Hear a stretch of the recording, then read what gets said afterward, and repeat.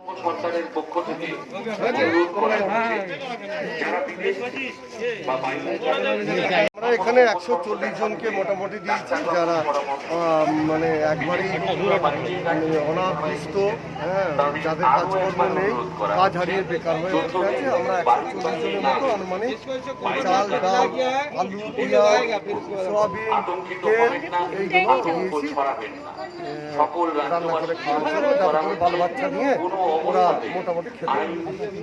আমার নাম তাপস দাস। সেরকম কোনো थाना के तरफ से जो है यहाँ पे गरीब लोगों को जो फंसे हुए हैं उनको जो है हैदर अली कैमरामैन मोहम्मद आफरीदी के साथ।